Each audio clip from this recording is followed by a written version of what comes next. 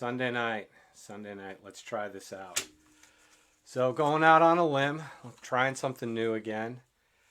I don't know about you guys, but I'm getting a little stir crazy these days, and for me, half of my life is spent talking and telling stories, and in light of the recent world that we live in, most of that's been cut out of my life, and at this point my family doesn't want to hear my stories anymore, so I'm going to torture the internet like I used to back in the day, and we'll talk a little bit about that tonight. But we're just going to let this fly live and see how it goes. So I'm calling this Season 1, Episode 1, Left Coast Love 2020. And we'll, for those of you that weren't familiar with the first incarnation, maybe we'll spend a little bit of time here and we'll talk about, okay, how do we end up where we are today? So, a long time ago in a galaxy far, far away, when I first moved to California from the East Coast, and this was during the .com 1.0, if you will, days.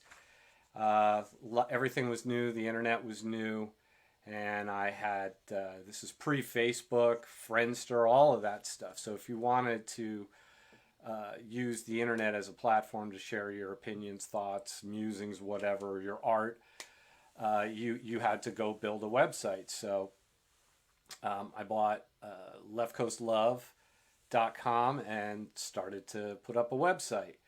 And the first incarnation, and again, this was back in 2002, so was not married at the time. And if anything, it was, I like to call it my emo blog days. So probably oversharing, and for the most part thankful that there wasn't too many people on the internet that back then. Although some of the younger folks I work with have discovered a way to get at some of that older content. So that was back in 2002. And by the time we got up to about 2017, it had kind of morphed into something else, more of a blog, if you will. So kind of sharing travel stories as a consultant. I've had the pleasure of working and traveling all over the country and all over the world. I've met some wonderful people, and hopefully some of them are watching here and might recognize some of the stories as we get going here. And most recently, with my daughter home and with COVID and everything, she hasn't been able to hang out with her friends and socialize the way she was used to doing. And as a result, she spends a lot more time on the internet and on her iPad now than she did prior to the shutdown and lockdowns, and just generally trying to stay closer to home and be away from people. And one of the things I've always said to her, and she's got a TikTok account, a YouTube channel, all kinds of stuff, but she's drifted away from actually creating content and was just consuming content. And as I was talking to her about it, she had said, "Well, you don't do anything anymore. You used to have websites and stuff like that." And she was right. So I said, "Well, you know what? Let me throw together some simple technology, and maybe we'll dust off what was good about the old website and kind of ideas around why am I doing this." So probably the biggest change is going to be my objective. So if I'm going to come back and do this sort of thing again, what am I trying to achieve? What's the goal here? And spent a good part of the weekend thinking about that and wanting to make sure I had that mapped out so that going forward I could stay aligned to meeting those objectives. So while the earlier version of the website, as I jokingly call it, the emo blog, that was really just me trying to get attention, right? Just, hey, look at all the cool stuff I do and see, and like me, accept me, give me affirmation.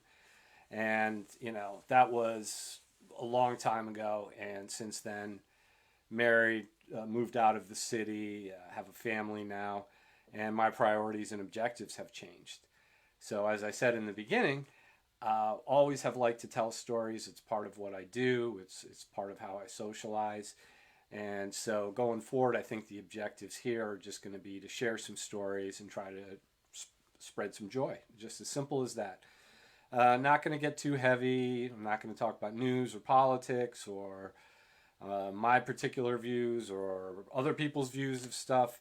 We're going to keep this, I don't want to say light, because sometimes we do have opinions about things, but we're going to keep this to topics and things that are kind of current in my world, and hopefully we can have a few laughs and we can talk through some things.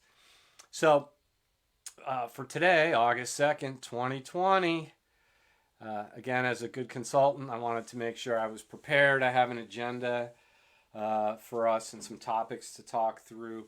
I've broken up the journal here into a couple of different sections, starting with family. I want to talk a little bit about Comic-Con and some of the podcasts I've been listening to, and comics, of course. And that'll be kind of our first chunk. So, Shop Disney. Let's talk a little bit about Shop Disney. So, Shop Disney is interesting because prior to, again, the pandemic, COVID, one of the things my daughter and my wife and I used to do, and actually I've seen it on Facebook, is go to the various Disney stores.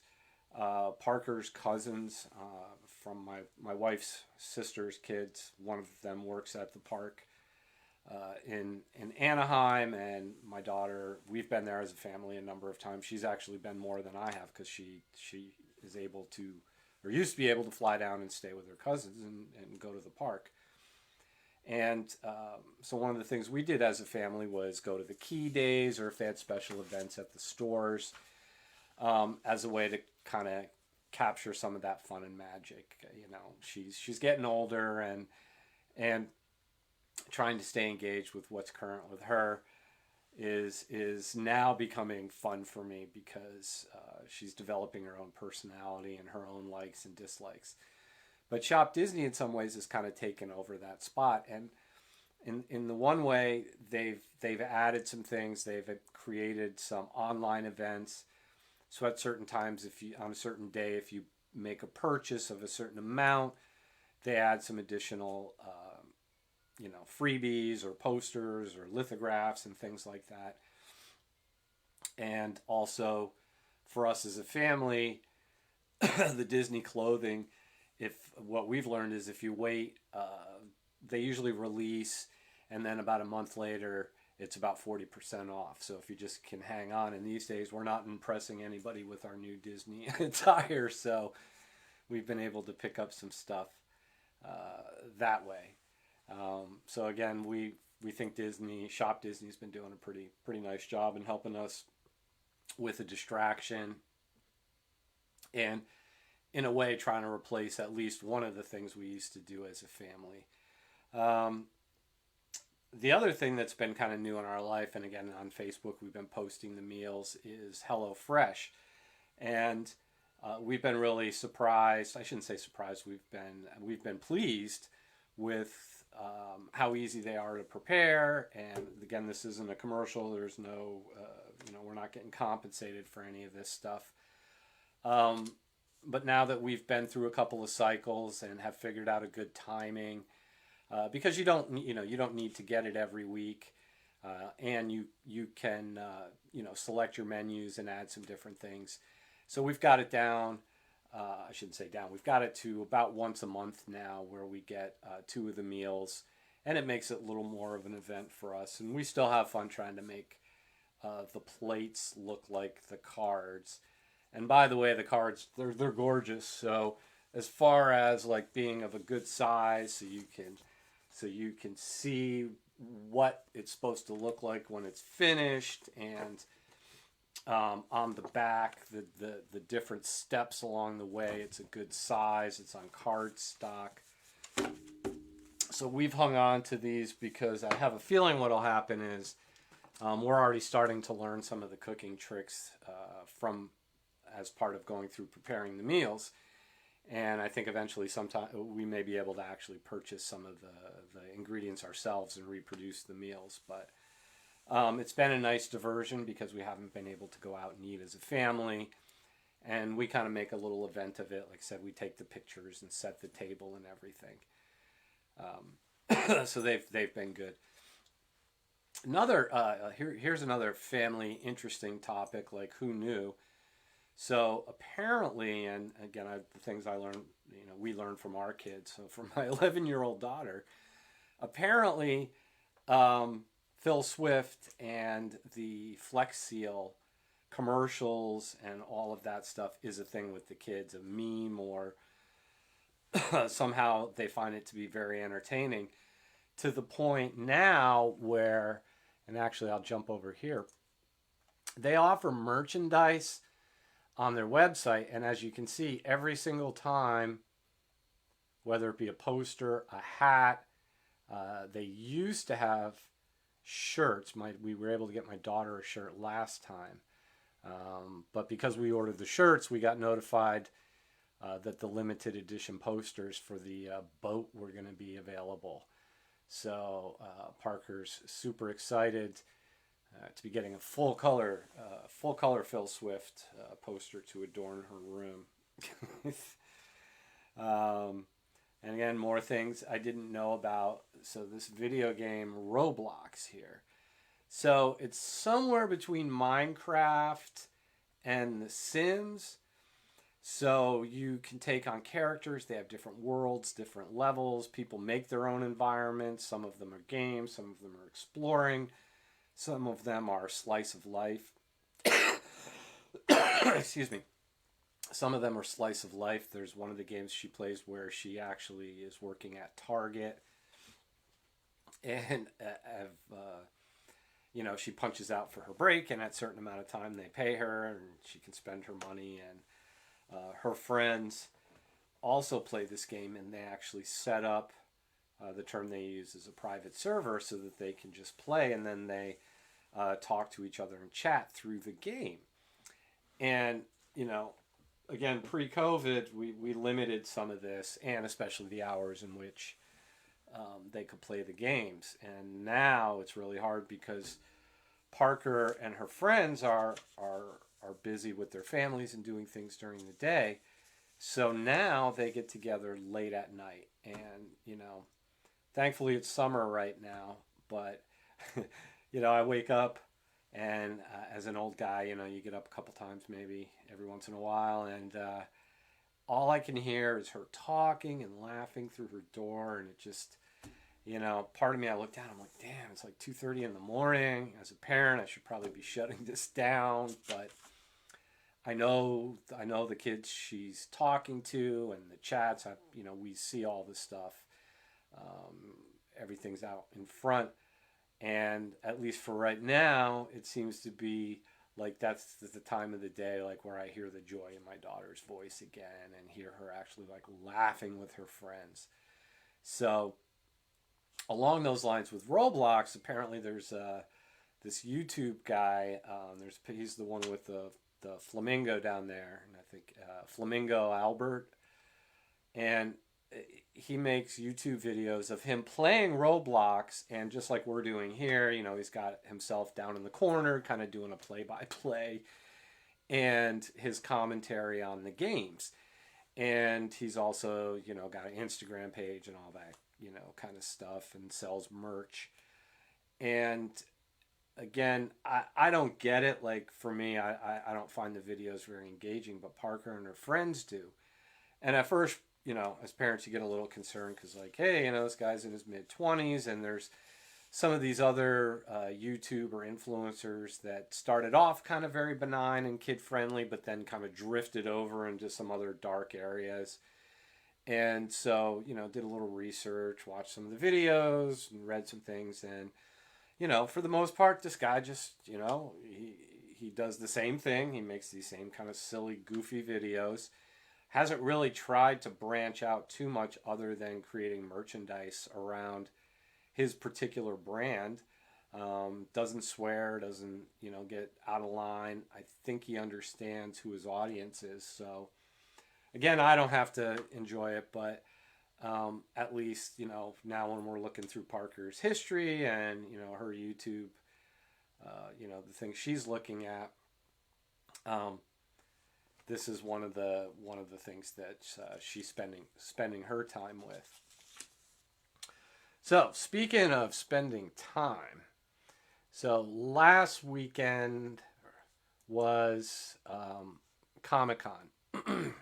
And this year, again, because of COVID, we didn't have Comic Con in San Diego the way it's always done. And actually, I bet you the whole thing's still online right now. San Diego Comic Con at home.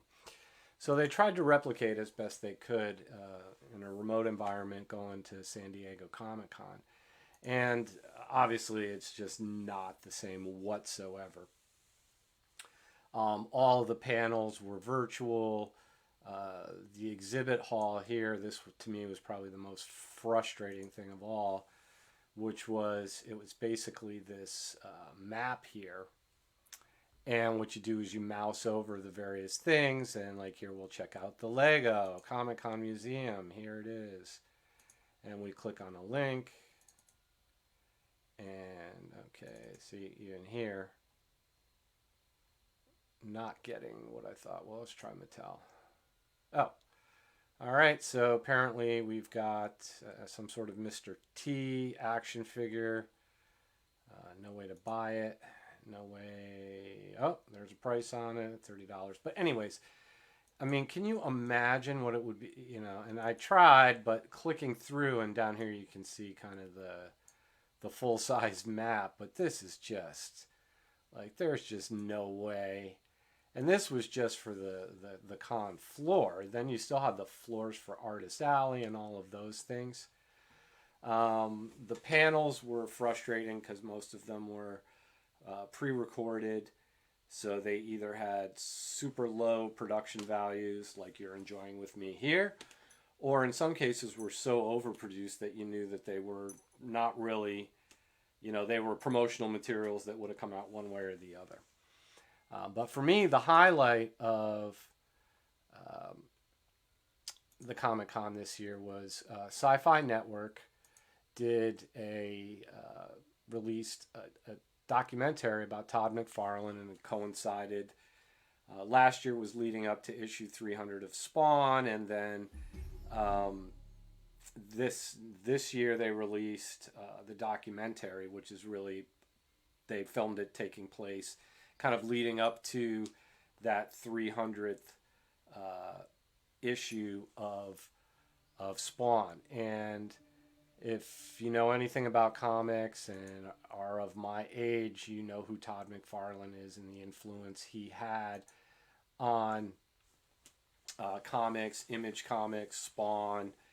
And it's about 45 minutes long. It's up on YouTube now, or you can get to it from the Sci-Fi Channel's website. Super engaging. Mark Bernard, who I listened to as part of the Fat Man Beyond podcast, and we'll talk about some podcasts here coming up.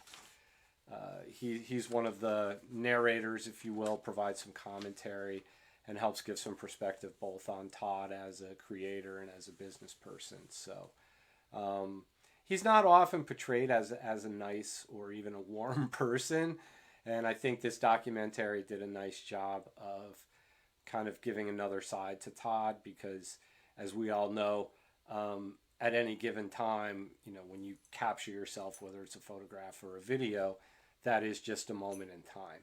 And the other thing, hopefully everyone recognizes, I know I have, is over time you change, and things that you once thought you no longer think are correct.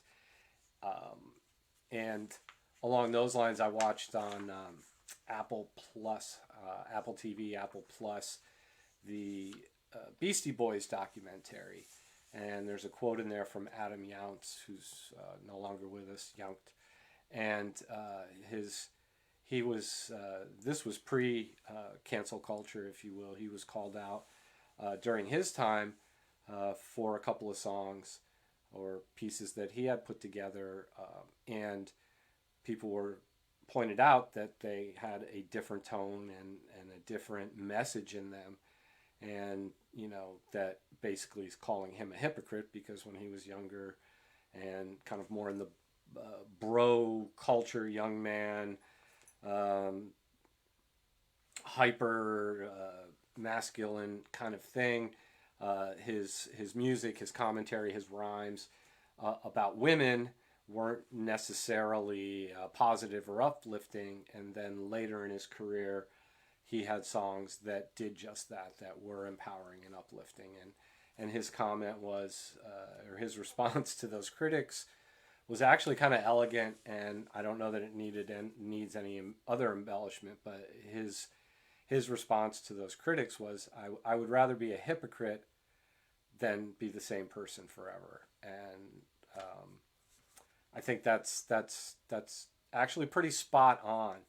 And these days, more than ever, I don't think we give people the opportunity to learn from their mistakes, evolve, grow, change. Could believe one thing in their 20s and they no longer believe it in their 50s. Things of that nature. And, we hold people to their last published thought, whatever that thing is. So I think, first of all, we all should be really careful about what we say and what we do and what we put out there that can be gone back and checked on, right? If you have something to say, take the time. Don't do it this way. I'm not sharing any grievance. This isn't Festivus. We're not going to air grievances here. Those types of things are best. Look somebody in the eye, have a conversation. We've gotten away from that. We just, jump up here and rage or whatever. But I'm off topic, but let's pull it back. Todd McFarlane, again, great documentary. I suggest you take some time to take a look at that. So, other ways I've been spending my time during the lockdown. So here we'll kind of go around the horn. Have rediscovered my love of podcasts, and it was a great way to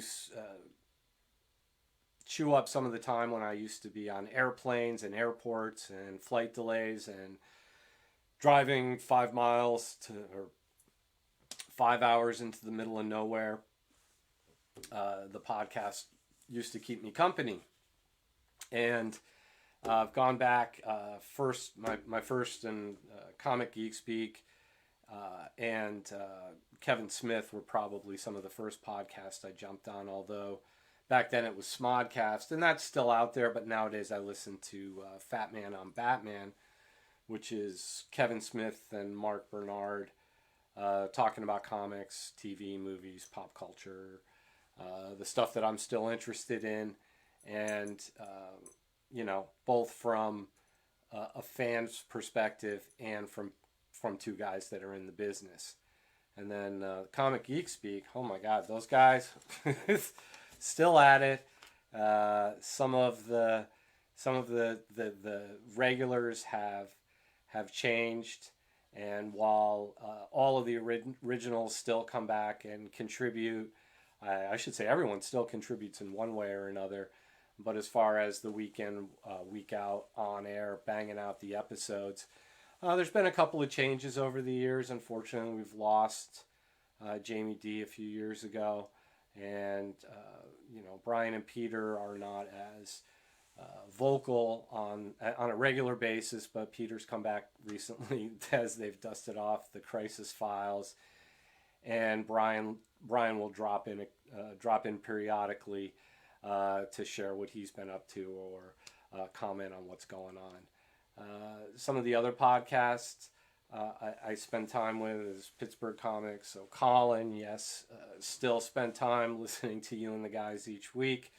Again, I know you've shuffled some of the regulars, but for me, I like the fact that you actually kind of go through and do some reviews with spoilers each week.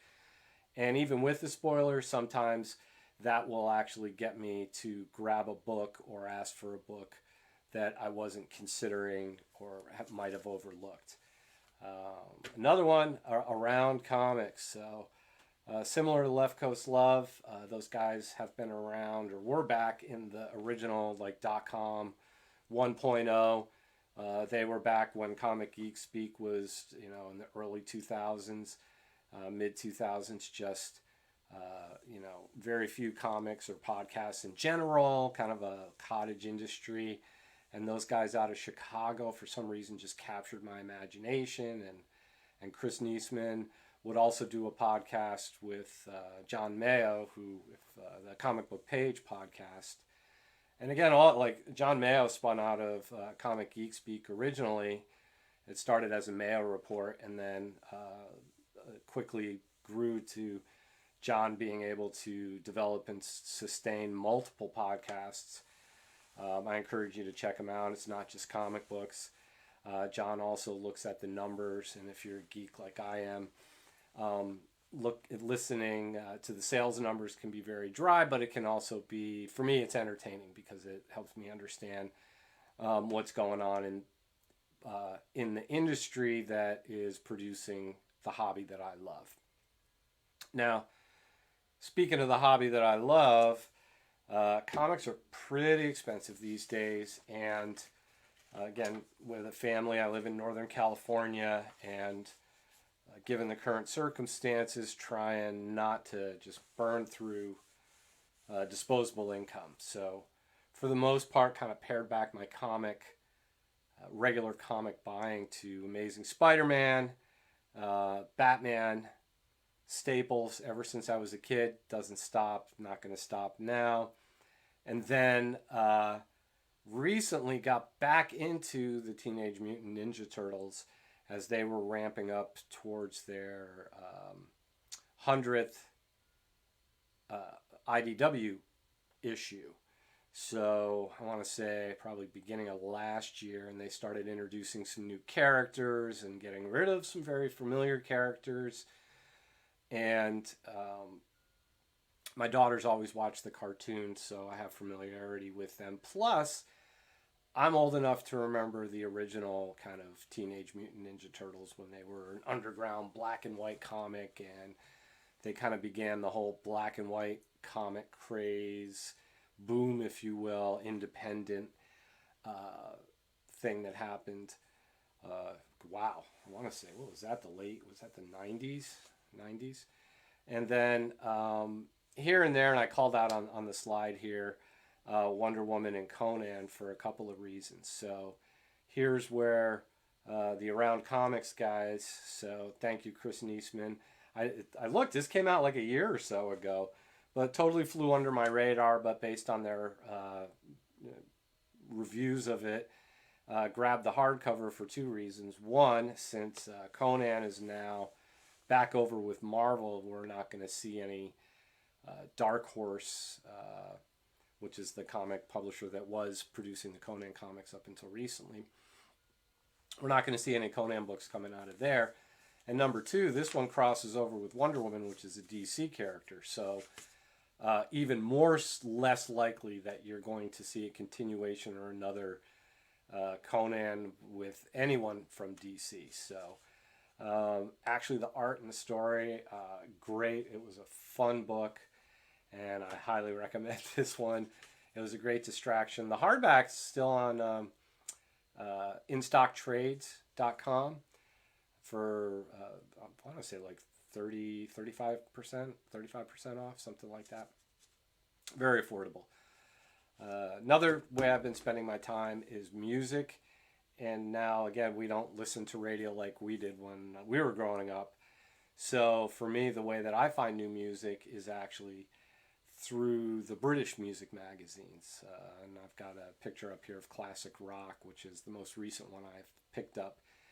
And they actually, each issue, they review 30 plus new releases as well as reissues. So again, now that you get to be my age, some of the music I grew up with or grew up loving or learning to appreciate is now getting reissued in deluxe versions. So magazines such as Classic Rock are great because they They do a nice job of laying all that stuff out. So now I know what to stream, or in some cases, what to actually go out and buy. So, I think we covered a lot there. So that's the family and kind of part one, family podcasts, comics. I feel like a newscaster here, but again, we try to get prepared. So now we'll transition over and we'll spend a little bit of time talking about some music, because like I just said, maybe I didn't even realize it, but I segued myself. Yeah, I think I can still do that. Also had some interesting experiences recently with garage sales, and by that I mean garage sales in the COVID world, because I can't have people come to we can't put stuff out on the street and the sidewalk and have them come to the house. So I had a number of things on Craigslist and a number of things on Facebook Marketplace. So I want to share some of those experiences. And then we'll kind of wrap things up, talk a little bit about streaming. And it actually scared me, because when I put the list together, and these were just the ones that were kind of the mainstays, I was like, yeah, I think we're getting a little over the top, but we'll spend some time with that. All right, music, streaming. Oh my God, nugs.net, love you. The last big concert, if you will, in New York City before the pandemic hit was in Madison Square Garden. It was organized to celebrate 50 years of the Allman Brothers. And obviously Greg passed away, and a number of the members are no longer with us. But the surviving members, as well as folks that have joined the band over the years or reinvigorated it, depending on how much you know of their history, such as Warren Haynes and Derek Trucks, got together and put on this concert in Madison Square Garden. And, if you're an Allman's purist, no, it's not the Allmans. Yes, that's a given, okay? But it was actually a joyous concert. I mean, everybody sounded great. The video, the audio, and I had actually wanted to go to the show because I was working in New York City at the time. But my travel plans were the opposite, so I wasn't actually there over the weekend of the show. And a few weeks ago, nugs.net, as a fundraiser, offered up, hey, we're going to stream the show over the weekend for $20, and you can watch the show from Friday through the following Tuesday, anytime you want, and you can download basically the album, or the double album, if you will, for $20. And so basically spent the weekend just wearing out the times I could watch the video, and now I've switched over to listening to the soundtrack. And again, I've listened to the Allman tracks. I love the Allman tracks, but I've heard them so many times that at this point I still love the music and the songs, but I want a little bit of a fresher take on it sometimes. So again, speaking of fresh takes, we'll transition down to Blackberry Smoke. So apparently during their COVID lockdown, they spent some time at Capricorn Studios, which in Georgia was home base. Capricorn Studios, this is where the Allmans came out of. And they recorded some, Blackberry Smoke recorded some Allman Brothers songs, as well as Marshall Tucker Band, which again, contemporaries of the Allmans, but a little more in the countryside. And as well as some other covers and some of their own tunes. And just a super clean, I believe they recorded it live with very few overdubs. But again, just a super, I want to say, joyous kind of performance. And again, highly recommended. I bought the download from iTunes and put it into rotation. Right underneath that is Waterfall 2 from My Morning Jacket. And it's a follow-up to The Waterfall, which they recorded up here where I live in Marin, Muir Woods area, at a studio up there. a number of years ago, and is one of my all-time favorite My Morning Jacket recordings. You can listen to it from start to finish. It often reminds me, I guess, comparatively, like if you had to say, like it's Beck. Beck has again a deep catalog, but for me, Sea Change um, is kind of Waterfall 1 or Waterfall, and then more recently, Beck did the same thing. He put together the band that did Sea Changes and made a new album that ended up winning a Grammy, but it was kind of the next chapter from that configuration of musicians. And My Morning Jacket did the same thing, put this together during the lockdown up in Marin, and again, just a wonderful companion or bookend piece to Waterfall 1. Other music we've been reminded to listen to, and recently Brian Howe passed away. And if you don't know who Brian Howe was, he was the singer who took Paul Rodgers' spot in Bad Company when Paul Rodgers left. And for some people, they don't talk about that period of Bad Company because eventually Paul Rodgers came back and Bad Company kind of went forward again, put out a box set, toured, and more or less revisited the original Bad Company. Now, I think that's a little bit of a disservice to Brian Howe, because his time with Bad Company, while it wasn't the same, it still was a great band, and they did some solid music, and I had forgotten about it.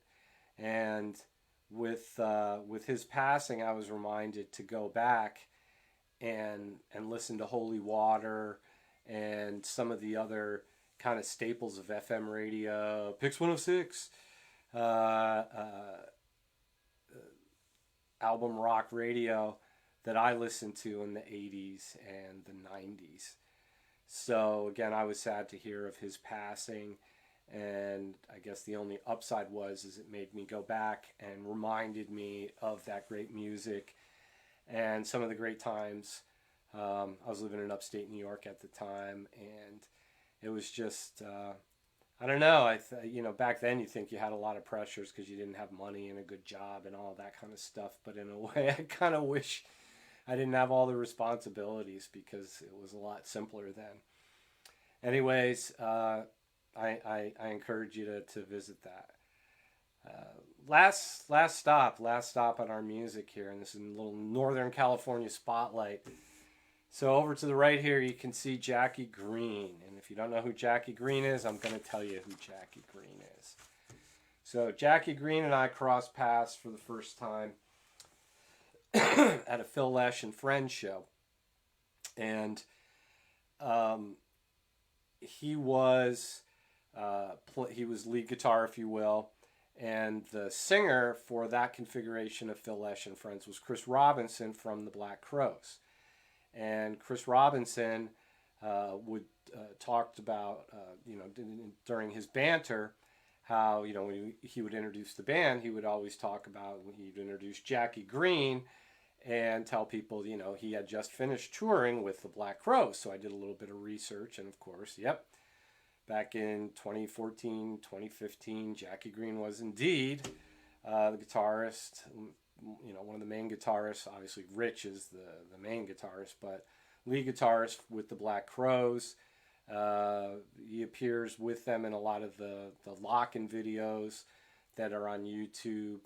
And there's a live recording of a San Francisco show from 2015 that's pretty epic, with Jackie on guitar. So started to get interested, and Jackie's from Sacramento. Phil basically was describing how he had kind of discovered him, if you will, because he was playing out locally or regionally, and was, Jackie started playing out when he was 16. He's a prodigy, piano, guitar, harmonica, writes his own music, keyboards, and was kind of being pushed, if you will, as kind of the, the next, not the next, but like a young Dylan, or kind of in the vein of Dylan, singer, songwriter, Americana. But I was super impressed with his stage presence, and we went to see one of his solo shows, and it turns out very accomplished songwriter, arranger. His bands were super tight and memorable songs. So over time, also have seen him. So it's in the pictures you see here. So the one with him with the orange Les Paul and the hat and the sunglasses, that's him with the Black Crowes. Right next to that on the top row, you see Joan Osborne, and she and the drummer Steve Gorman from the Black Crowes and Jackie Green were in a band called Trigger Hippie for a while, and seen them live as well. Great band. Jackie down at the bottom, you can see him playing with Phil Lesh to the bottom right, and then the bottom left corner, that's Warren Haynes we were talking about him from the Brothers tour, but from Government Mule, Allman Brothers fame. And often Jackie will show up or play New Year's Eve runs with Government Mule, sometimes as the opening act or just in the band, or as a special guest with Warren Haynes. So those are always great, fun shows. And having Jackie be somewhat of a local guy, he's actually in about an hour from now, he'll be live streaming from his little home studio, if you will. So we listen to that and watch that on Facebook each week. So there's our little spotlight on music. And then I think we'll wind things up for our first episode here with let's talk about streaming. Oh my goodness. So growing up, I remember fighting with my brothers and sisters over the cable box, and this is back when the cable box had a cable and the buttons, and if you had 20 channels, we were over the moon. And then we've migrated to now where cable, between all of the different packages and upgrades, is overwhelming, and yet there's still more content that we can't get there. So now we have to sign up for these additional services. Now, fortunately for me, I'm going to go around the horn here because these are the main ones that I have these days. But let's put a little perspective on this. So number one, Disney Plus. We got that, at least the first year of it, at no cost through Verizon, because we bought some new Apple equipment over the holidays. So if you did that, you got the first year of Disney Plus. So my daughter loves it. Now that Marvel is part of Disney, you can imagine I don't need to carry a deep DVD collection or fill up my hard drive with all of those movies anymore. As well as I was looking forward to the new content, but obviously with the pandemic, it's going to be a little bit longer before we get some of those new TV series on Disney. I'm not so much a Star Wars guy, so some of those shows, although for those of you that are fans of that stuff, I hear that they're great, and with people like Jon Favreau working on The Mandalorian and things, I'm sure that it's, wonderful stuff if those are your stories. They just don't happen to be mine. HBO Max we just came into recently because I was an early adopter of the DC Universe streaming app, and for a comic book guy, the DC streaming universe was interesting because it's a mix of both comic books, which you can read online or on a tablet, and all of the DC cartoons, movies, TV shows, all the way back. I mean, they went back and remastered the old Shazam Saturday morning TV shows and put them up online. The Lois and Clarks, the Smallvilles, as well as the current CW shows. And they started adding new content in their own series, such as Titans. And again, not the same as the comic book material, but pretty solid stuff. And because we early adopted on the DC Universe, I just last week got an offer to add HBO Max for a year for like $4.99 a month. So I was like, perfect, because what that means is the current combined cost of DC Universe and HBO Max is, at least for the first year, is less than just getting HBO Max straight up. For me anyways, it was. Now, YouTube and Peacock are interesting in that Peacock just kind of came out of nowhere. I hear a lot of people talking about it. We signed up for it because it came free with our Xfinity service at home. And for me, probably the biggest thing are the old TV shows. So going back and watching the old episodes of the Rockford Files. Oh my God, such amazing TV from back then. And a lot of people forget that those shows were so solid because the TV shows that people swear by today were built by the people that cut their teeth making those shows. So, you know, the Stephen Chases, that went on to do The Sopranos, the people that went on to do The Shield, that went on to do, Breaking Bad, people that you go back and look at the different people that wrote the episodes of the Rockford Files and worked with Stephen J. Cannell and, those and learn the craft of putting together, constructing stories that have a beginning, a middle, and an end that make you care about the characters and make you want to be able to tune in next week to see what happens. The other thing is most of those older series were self-contained episodes. So again, kind of something that's gone by the wayside. I think Lost blew that door wide open, which was, we don't have to tell a story in order. We're just going to throw it all at you over the course of 100 hours. And by the time you get to the end, it'll make sense. So for some folks, that can be satisfying. For other folks, not so much.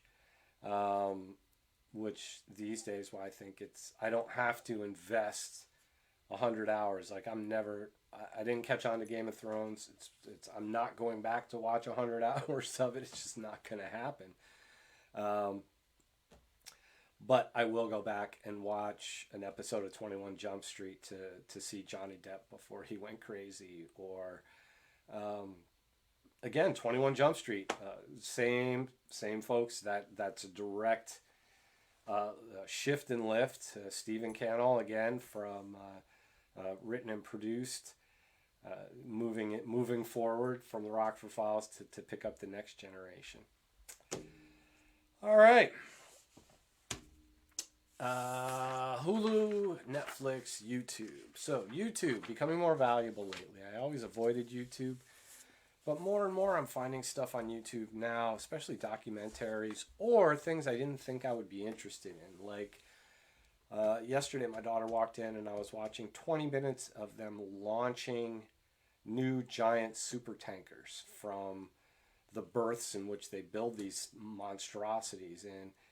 And it literally comes down to like these little charges and wooden planks and wedges and hydraulics that they kick out and slide these enormous ships sideways into this canal.